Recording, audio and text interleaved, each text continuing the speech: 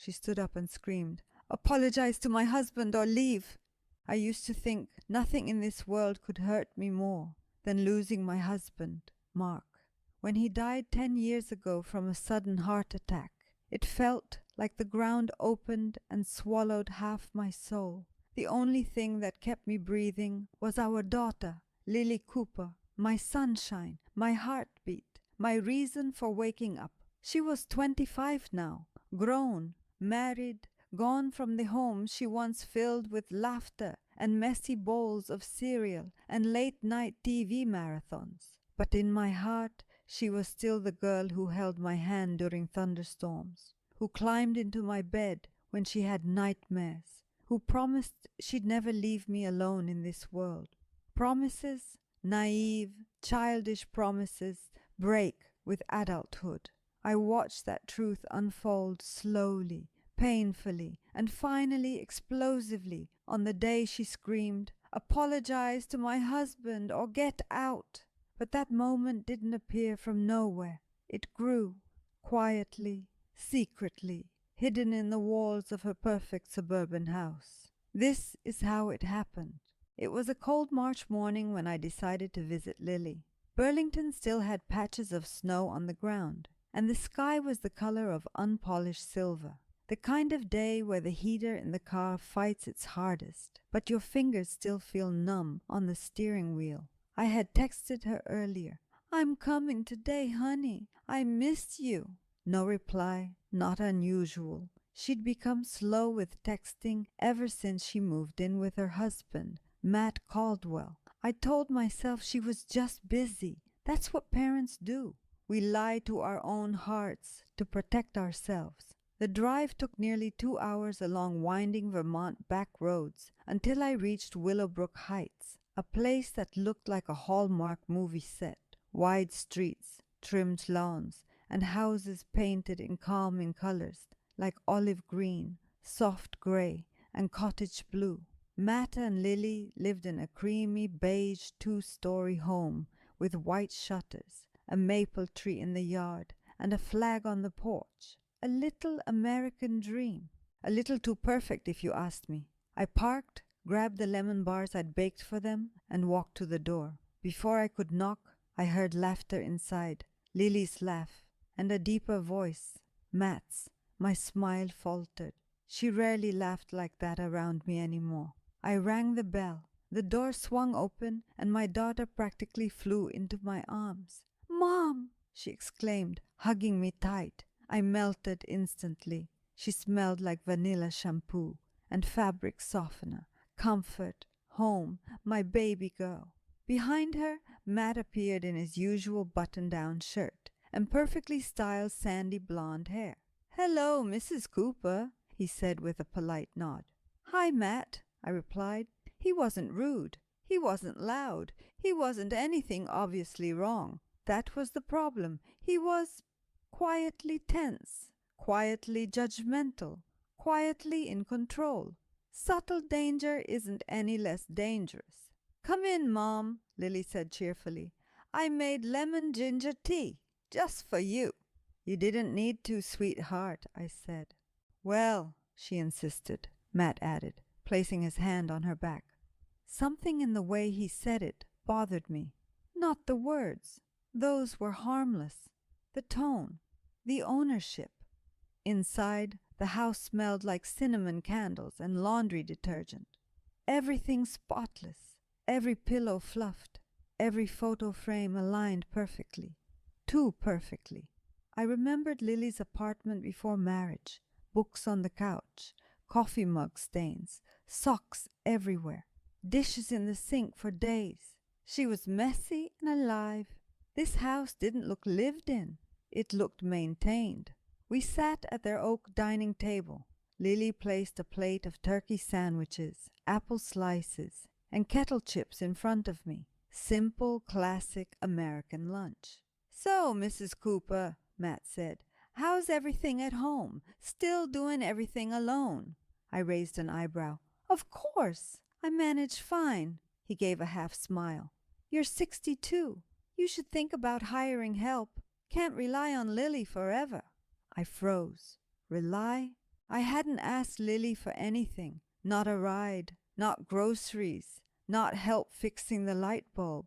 I barely visited because I didn't want to burden her. Matt, I said calmly, I don't rely on my daughter. I'm perfectly capable. Sure, he replied lightly, taking a sip of sparkling water. If you say so. I felt a sting. Lily pretended not to notice, though I saw the way her hands trembled slightly as she stirred her tea. Something was wrong. Deep down, I knew it. When Lily went to refill the tea, I followed her. Hey, I whispered, tell me the truth. Are you okay? She hesitated. Her eyes flickered toward the doorway, toward Matt. That told me everything. Mom, she said softly, marriage is different. I'm still adjusting. Adjusting?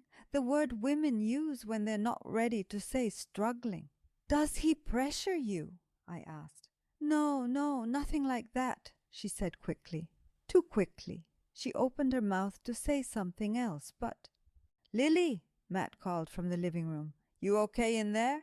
Her whole posture changed, shoulders stiffening, breath quickening. I'm fine. Coming. She hurried away. I stared at the empty kitchen, my gut twisting. That was not the reaction of a woman who felt safe. Back in the living room, the tension simmered underneath every word. Matt asked casually, Mrs. Cooper, are you seeing anyone? I mean, it's been 10 years since Mark passed. I blinked slowly, taken aback, personal, uninvited, insensitive. No, I said, I'm not looking. Maybe you should, he said. People shouldn't live alone at your age. Lily's eyes widened. Matt! What? He shrugged. I'm just being honest. My jaw tightened. This man had known me for less than 2 years and was already evaluating my life choices. I tried to stay calm, but fear does something to a mother. It ignites her.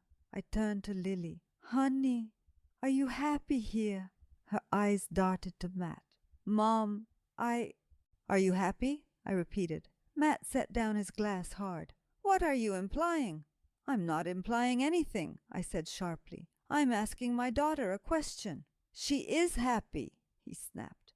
That wasn't your question to answer, I fired back. The air grew hot and sharp.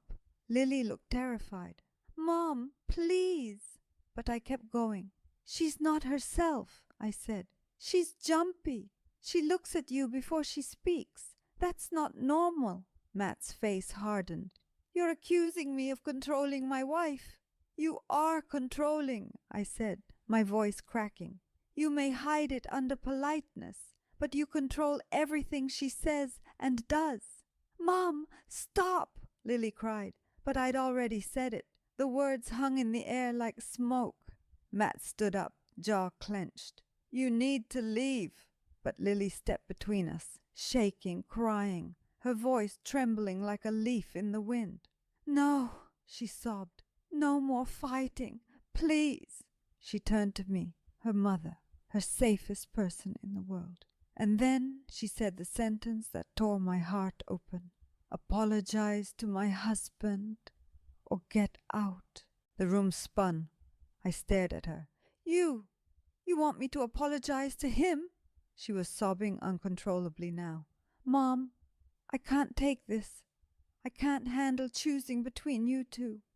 Just apologize, please. Sweet, gentle Lily, screaming at me, choosing her husband over me. I felt something in my chest crack so loudly, I swear the whole neighborhood heard it. I won't apologize, I whispered, because I'm not wrong. Matt grabbed Lily's shoulders. Baby, it's okay. She's leaving. She looked at me like a daughter watching her mother drown. Mom, please don't make this harder. Harder?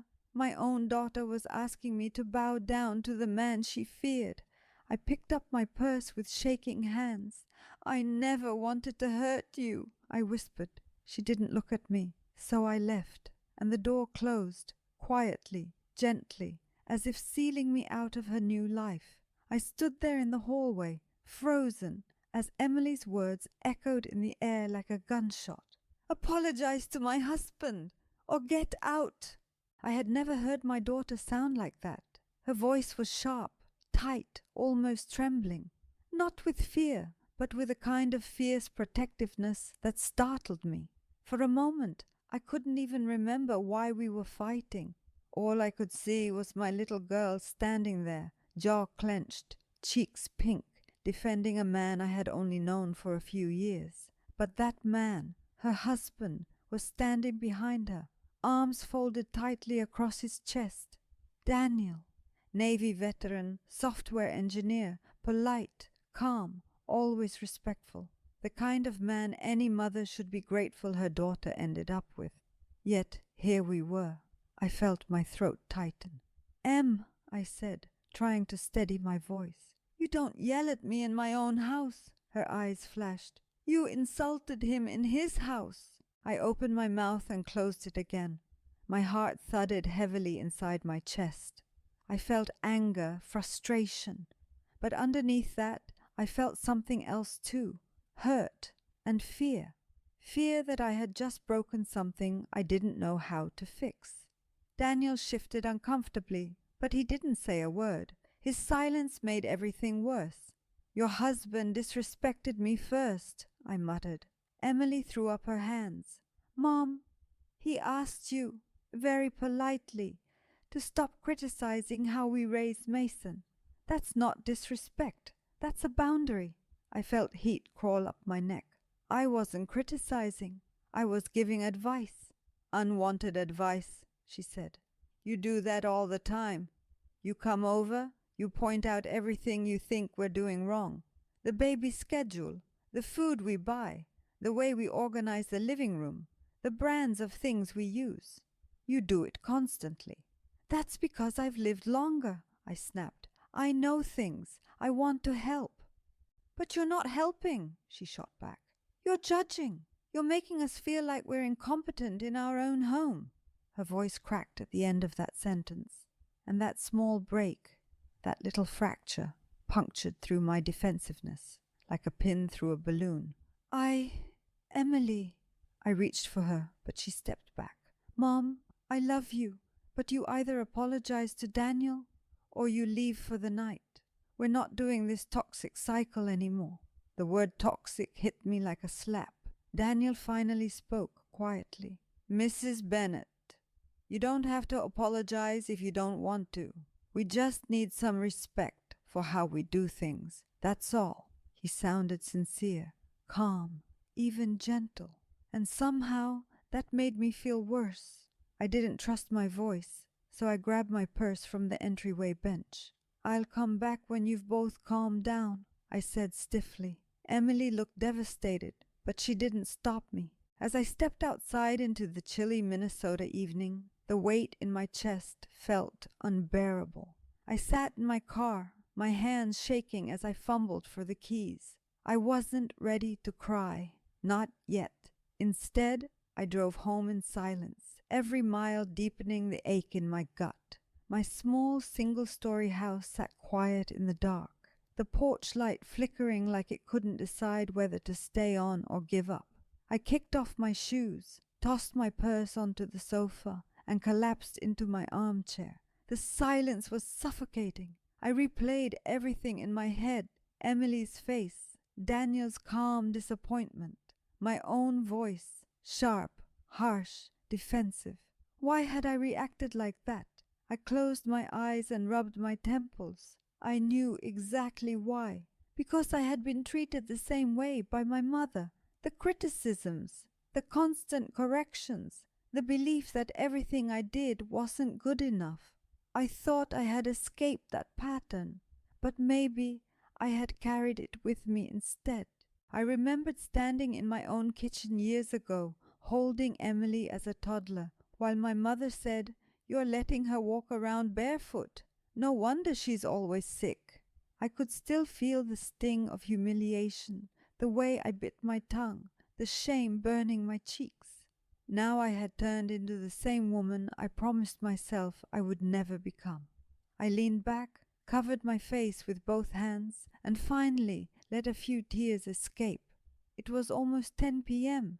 when I heard the knock at my door, soft, hesitant. I stood up, heart thudding, and opened it. Emily. Her hair was messy, like she'd run her hands through it 100 times. Her eyes were red. "Mom," she whispered, "can I come in?" I stepped aside. She walked in and looked around like the house was suddenly unfamiliar. "I'm sorry," she said quietly. "You're sorry," I repeated, confused. She nodded. "I shouldn't have yelled.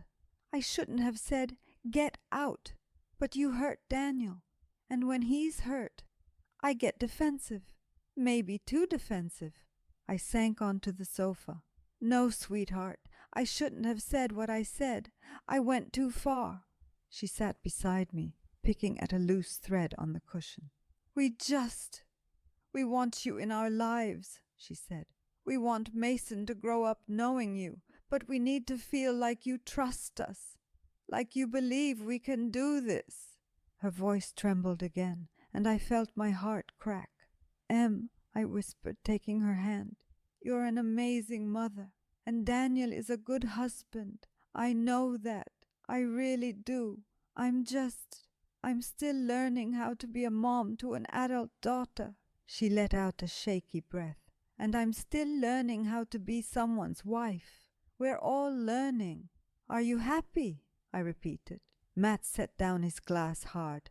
"What are you implying?" We sat in silence for a moment. Then I said the sentence I knew I needed to say, even if it hurt my pride a little. "I'll apologize to Daniel." She looked up, eyes wide with surprise and relief. "Really?" "Yes," I said, squeezing her hand. "I don't want to be the kind of mother my mother was. I want to be better. For you. For Mason." Emily threw her arms around me, and I held her tight. In that moment, something shifted, something softened.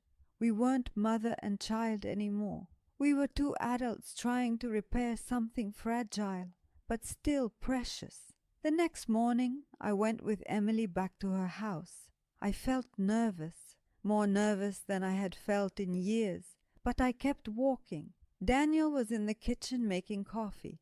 He looked surprised to see me. I took a deep breath.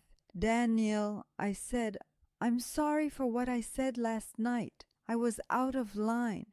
You're a good father, and you take good care of my daughter. I respect that. I really do." He studied me for a moment, then nodded slowly. "Thank you," he said. "That means a lot." Emily let out a breath she had been holding.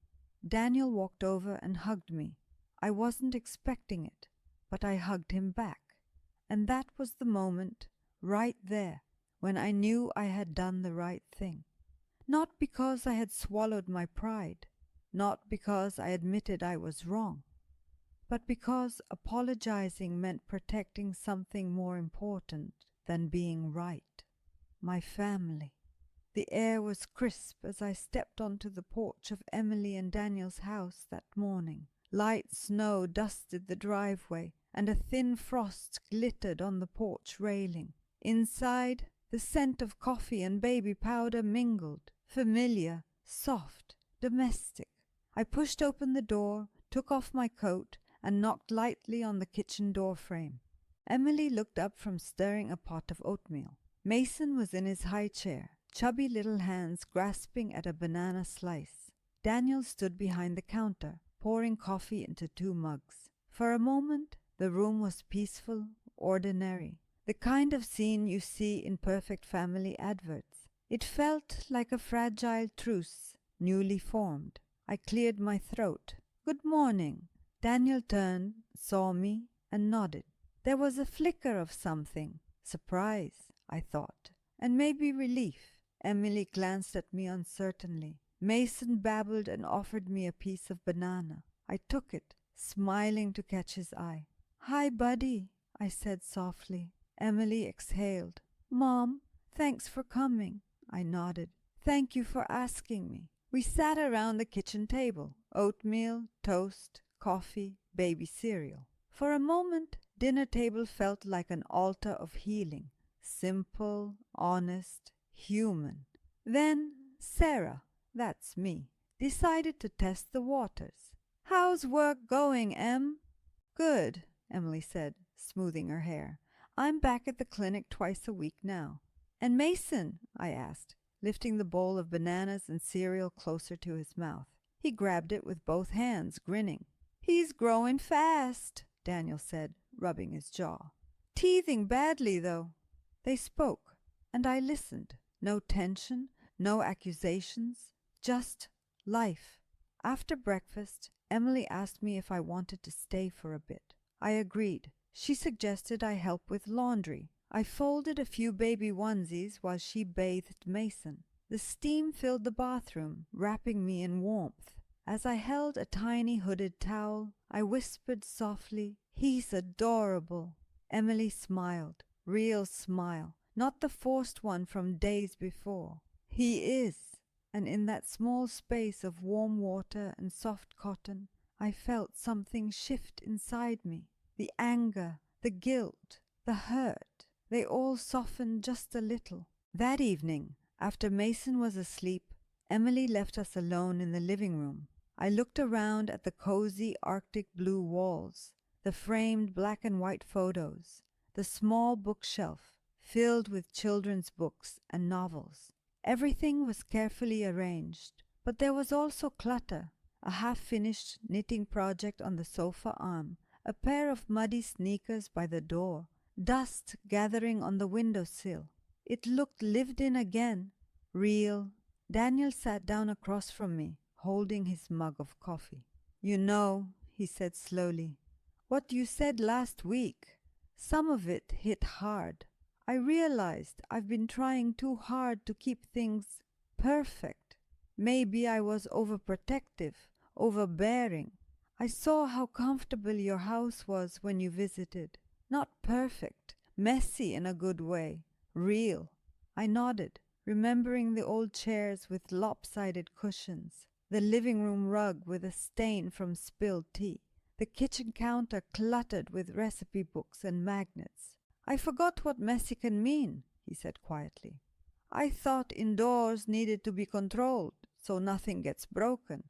But people, and kids especially, need room to be messy, to fall, to cry, to laugh, to spill cereal." His honesty surprised me. I felt a twinge of sympathy for him. Not the enemy anymore, but a man trying to figure out how to be a good husband and father. "I appreciate that," I said. "Thank you." He leaned forward. "I don't want you to think I don't respect you. Or Emily. I only wanted to keep us safe. But now I realize I was trying to control security the same way you once tried. Or my mother did." We were quiet for a long time. In that quiet, I felt something like forgiveness begin to grow. Not full, not yet, but a soft possibility. The peace lasted 2 days. On the third night, I was helping feed Mason mashed sweet potatoes. Emily was upstairs putting away laundry. Daniel was checking his email on the laptop at the dining table. I hummed softly with the spoon, giving Mason small bites. Suddenly, from upstairs, I heard a sharp crash. I froze. Mason balked. His little hands paused mid-air. His eyes widened. I leapt up, carrying him in one arm, spoon in the other. "Em," I called. "Sweetheart." Downstairs, Daniel pushed back from the table. His face went pale. Upstairs, I heard a muffled curse. Emily's voice, angry, scared. I hustled up, every mother instinct screaming. In their bedroom was chaos. Clothes thrown, drawers open, the bed cover partially ripped. In the corner, the wall, a framed picture hung crooked. The nail had broken loose. The frame teetered dangerously. Emily sat on the floor, knees curled to her chest, tears streaking her cheeks. She held a small decorative box. Their wedding photo framed inside, cracked glass. "What happened?" I whispered, crouching beside her. She looked up, eyes blazing with anger and shame. It fell. The nail gave way." She hugged the broken frame. "I'm sorry. I'm so sorry." The box! She shook her head. No, us! My heart clenched. I looked at Daniel standing at the door, jaw tight. It wasn't an accident, he muttered, voice low. I stood slowly, helping Emily up. She trembled. Why are you saying that? I asked him. He sighed. Because, I don't know, Mom. I don't know. But I feel like sometimes this house frightens her. I swallowed hard. I had seen the way Emily flinched when things didn't go her way. Not just with him, but with life. Breakdowns in control seemed to shake something inside her. That night, we didn't speak much. Emily and Daniel exchanged tense glances. I rocked Mason to sleep, feeling restless, afraid. When I finally lay down on the sofa, sleep eluded me. My mind buzzed with memories. Emily's childhood tears when her father died. Promises I made to protect her. The fear I had of losing her again. And now, I wondered, had I failed already? The house was quiet when I heard the soft knock at midnight. I rubbed my eyes and walked to the guest room door. Emily stood there, in slippers and an oversized t-shirt, looking pale and fragile. "Mom," she whispered. She opened the door wide, stepped in, closed it gently behind her. She sat on the bed, hugging her knees. "I can't sleep," she said. I sat beside her. "Want to talk?" I asked softly. She nodded. For a long moment she didn't speak. Then, "I'm so confused, Mom. I love him. I really do. He's kind. He's generous. He's my husband and Mason's father. But sometimes I feel like I'm shrinking, like I'm getting smaller every time I try to speak up." My breath caught. "Why didn't you say anything?" I asked. She looked at me, tears glistening. "Because I don't want to believe it. I don't want to see him as controlling. I don't want to think that the man I married with hope and love would ever make me feel unsafe." "Do you feel unsafe?" She clutched her knees tighter. "Not all the time, but sometimes I feel like every little mistake I make, a dish left in the sink, a toy left in the yard, a mess on the floor, becomes a reflection of who I am to him. And I start believing I'm falling short." My heart lurched. I thought of the cracked frame, the crooked nail, the early attention. "But I don't want to leave," she whispered.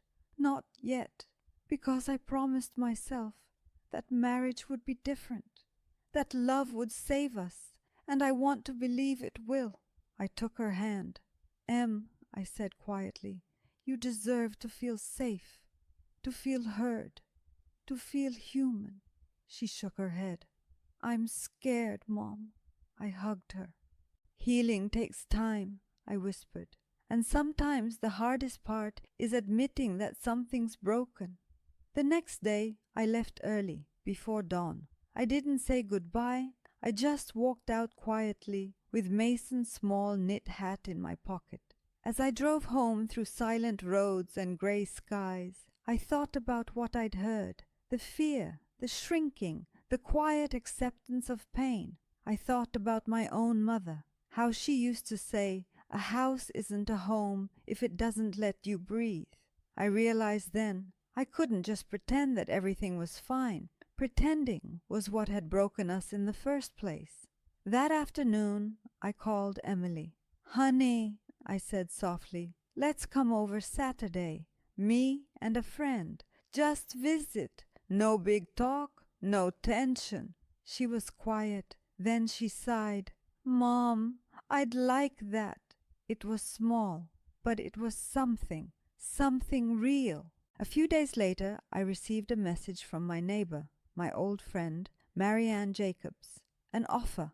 Would I like to join her and her husband, Tom, for a Thanksgiving dinner this Saturday? She sensed I'd been closed off lately. I agreed.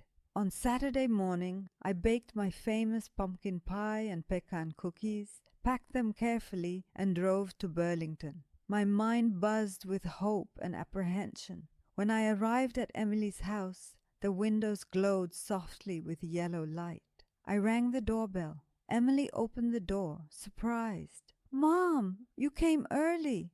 I smiled. "I brought pie for Thanksgiving." Behind her, Daniel appeared, a little stiff, but he nodded politely. "Hey, Sarah," he said quietly. "Thanks for coming." Emily ushered us in. The house looked lived in again, cozy, warm, real. The messy bits were still there. A baby blanket draped over the armchair, a stack of children's books by the coffee table, a small toy train on the rug. We spent the afternoon cooking, laughing, listening to Christmas carols faintly playing on the radio. Marianne and Tom arrived right around dinner. They brought mashed potatoes, cranberry sauce, green beans, real home cooking. The dining room table groaned under the weight of dishes. Candles flickered. Mason cooed in his high chair. We ate, we talked, we shared. Marianne looked at me and said, "It's good to have family around." Tears sprang to my eyes. For the first time in a week, I believed it. Emily served pumpkin pie for dessert. She looked at me quietly. "Mom, thank you." I said gently, "I love you." She nodded, and for that moment, in that warm, imperfect house, I saw light flicker in her eyes again. That night, after dinner, I stayed a little longer. Mason was already asleep. Then he started stirring again, and I volunteered to change his diaper and rock him until he calmed. While I rocked him, I heard Daniel speaking in low tones to Emily in the next room. I couldn't hear the words, but I heard the tone, uneasy, concerned. Something about money. My chest tightened. I tried to ignore it, focusing on Mason's tiny breathing and the faint scent of baby shampoo. But sometimes a mother's instincts don't rest so easily. Later, after I told Emily I'd drive back home, she asked me to stay the night. I hesitated. Daniel looked at me, swallowing hard. Then he nodded. "It's fine. There's a guest room." I agreed. As I lay under their quilt that night, I thought about how fast things had shifted, from anger to apology to laughter to peace. And now, uncertainty. I prayed silently that their house would hold, that their love would hold, even if I had to walk away. The next morning, I brewed coffee in the kitchen, and Daniel stood nearby, watching me. "Mom," he said quietly, "thank you for staying. I don't know how to say this." I turned, cupping the steaming mug. "What is it?" He looked down at the floor, voice hesitant. "We're under strain," he admitted. "Work's been rough. I got laid off last month. Contract ended suddenly. I'm applying for new jobs, but bills are piling up. Rent, daycare, everything for Mason." I felt a cold wave hit me. No wonder his stress had turned into rigid control. No wonder the house always needed to be perfect. "I'm sorry you're going through this," I said softly. He exhaled. "I didn't want you, either of you, to worry. I thought if I kept things in order, it would be easier. But maybe I was trying too hard." I sipped my coffee, thinking. "Money problems can hurt a good marriage," I said, "but hiding them behind control and silence, that's what breaks trust." He looked up. "I don't want to break this," he said. "Not the family, not for Mason, not for Emily." I reached over and touched his arm. "Then talk," I said. "Talk to her. Let her in." He nodded. "I will." I left shortly after, but this time I didn't leave a void. I left a question, a seed of honesty. So here we are, fragile, honest, trying. I don't know what's going to happen. Maybe one day they'll decide they need space. Maybe the tension will return. Maybe they'll need more than cookies and apologies to survive. But for now there's a possibility, a house trying to be a home, a wife trying to breathe, a husband trying to understand, a mother learning to let go without losing hope. And for the first time in a long time, I feel like love might be stronger than fear. Winter deepened in Minnesota. The kind of winter where the skies stay grey for days and frost lingers on every window pane. Weeks passed since Thanksgiving, quiet weeks, calmer weeks, peaceful even. But peace, I learned, doesn't always mean finished. It simply means stable enough to face the next part. And the next part arrived on a cold Thursday morning. My phone rang at 5:46 a.m. Emily, her voice trembled through the line. Mom, can you come over, please, now? My heart lurched. I'm coming, I said instantly. I didn't need boots. I didn't need coffee. I grabbed my keys and drove through the early fog, praying the whole way. When I arrived, I saw Daniel sitting on the bottom step of the porch, elbows on his knees, head bowed. He looked like a man who had been awake all night. He stood when he saw me. Mrs. Bennet, he said quietly, we had a fight. My stomach twisted. Where is she? In the bedroom. She said she wanted you. I rushed inside. Emily sat on the edge of her bed, hair messy, eyes red and swollen. Clothes were scattered around her like she'd been packing, or trying to. Emily, I said softly, sitting beside her. She didn't look up. She just whispered, Mom, I can't keep pretending everything's okay. My breath caught. Tell me what happened. She wiped her eyes with her sleeve. Last night, Daniel showed me a notice. We're 2 months behind on rent. He didn't tell me. He didn't ask for help. He just hid it. Like if he stayed quiet long enough, it wouldn't be real. She shook her head. And when I asked him why he didn't talk to me, he said he didn't want to burden me, that he didn't want me to panic. She looked at me, desperate. Am I that fragile to him? Am I someone he has to protect from reality? I'm his wife, Mom, his partner, not a child he has to shelter. Her voice cracked. I felt so small, so powerless, so unimportant. I wrapped my arm around her shoulders, letting her cry into my chest. She whispered, I don't want my marriage to be built on secrets, or silence, or fear. And then, the hardest part for a mother to hear, I don't know if we're good for each other anymore. I found Daniel in the kitchen, staring blankly at the table. The morning sun highlighted the exhaustion in his eyes.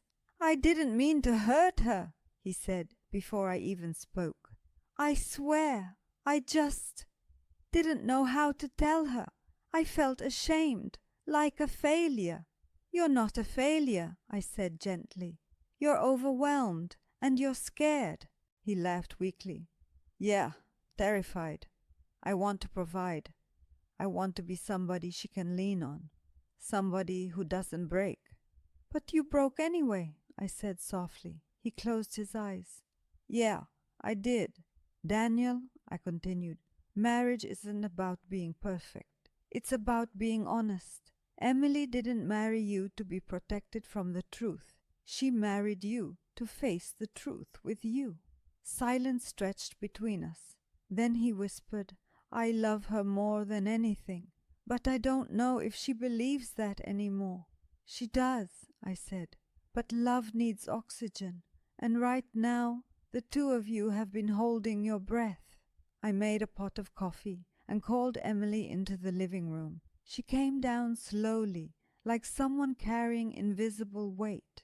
Daniel stood too stiffly, afraid to move wrong and break her completely. I sat on the couch and gestured for them to sit across from each other. Talk, I said, not to win, not to defend, just to tell the truth. They stared at each other for a long time. Finally, Daniel spoke first. I lied about the rent because I didn't want you to worry. I'm ashamed of that. I should have trusted you. I didn't, and I'm sorry. Emily swallowed hard. I would rather be scared with you, she whispered, than be calm because you hid things from me. I don't need perfect. I need partnership. Daniel's jaw tightened as emotion slipped through the cracks. I miss us, he said. Before fear got into our house. Emily nodded slowly. I miss us too. They both cried, quietly, honestly, without blame. And for the first time in months, they held hands. An hour later, they came to a decision, not to separate, not to give up, not to pretend nothing happened, but to start over, together. They called the landlord. They made a payment plan. Daniel applied to 5 new jobs. Emily offered to adjust her clinic schedule to help financially. They scheduled marriage counseling. They promised, out loud, no more secrets, no more silence, no more shrinking. I watched them, feeling the tightness in my chest finally loosen. It was raw, honest, vulnerable, real, the kind of moment that breaks a marriage or saves it. And theirs, it was saved. Not perfect, not easy, but saved. As I stood by the window and watched Daniel make breakfast while Emily played with Mason on the rug, a truth settled inside me. I had to change too. I had to stop controlling, stop advising uninvited, stop judging, stop repeating the cycle my mother had created in me. And so I walked to Emily quietly. I kneeled next to her and Mason. "Em," I said softly. "Yeah." She looked up, smiling a little. "I'm sorry for all the times I made you feel small or inadequate or judged. I'm learning. I want to be a better mom to you, a gentler one." Her eyes softened instantly. "I know, Mom," she whispered, "and you already are." She hugged me. Mason laughed and grabbed my hair.